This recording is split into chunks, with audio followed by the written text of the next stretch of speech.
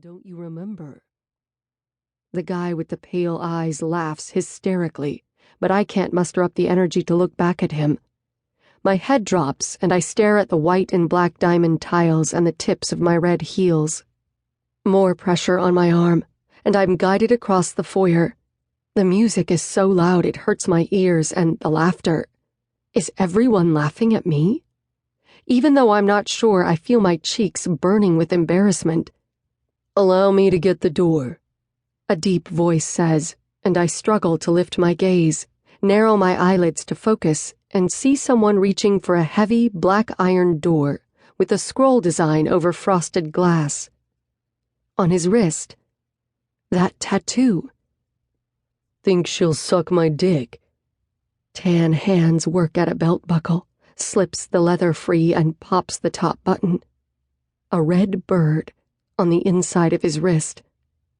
Pain shoots through my scalp as someone grabs my hair. I can feel a deep-seated scream start to push up from my throat, but it's so dry it never makes it out. "I don't know," a man says with a laugh from behind me, gives my head a shake. "She might bite it. I'd fuck her somewhere else if I were you. There's 2 other holes." Pain. Terrible, horrible pain in my ass. I'm finally able to scream, but it's cut off as something is shoved in my mouth. I think it's my panties. The door swings open slowly, and the faceless, blurry man leads me through it. 3 concrete steps down, and my feet hit gravel. My ankles immediately roll from the uneven terrain, and my knees start to buckle. The man hauls me up again, and then slips a supportive arm around my waist. "You really are a mess," he says, almost tenderly. The cool night air helps to clear my mind a bit. I turn my head, easier now, and look at him again. Brown eyes. He has brown eyes. How did I not notice that before? He must sense that I'm looking at him, because he turns and tilts his head to look down at me.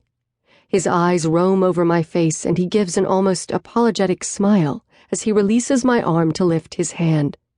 I close my eyes briefly as his fingertips come up to my hair just near my temple. "Damn, baby. Sorry, looks like we left some spunk in your hair," he says with a taunting laugh.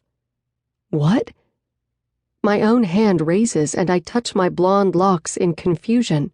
There's something in my hair, stiff and brittle feeling. "I'm going to come," he grunts as he rams in and out of me so hard it feels like my hips are going to dislocate. "Hold her mouth open."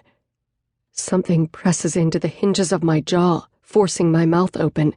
The cotton panties in my mouth are pulled out and I suck in air.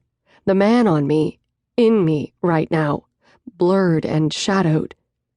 Tears in my eyes making it even harder to see. "That's it," he groans, slams into me one more time, then abruptly, he's gone. I can hear a snapping sound, someone straddling my chest, and then warm, wet liquid starts dribbling into my mouth, hitting my cheek, my temple. Laughter. Men laughing. I choke in surprise on the bitter taste, my tongue working to push it back out. But then a large hand is clamped over my mouth and nose, cutting off my air supply. "Swallow it," he says gruffly. "All of it."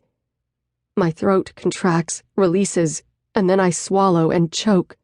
I blink the tears from my eyes as he rolls off me. I turn my head to the left and watch him pull his pants up. His chest is naked, and there's a huge red bird tattooed across his ribs.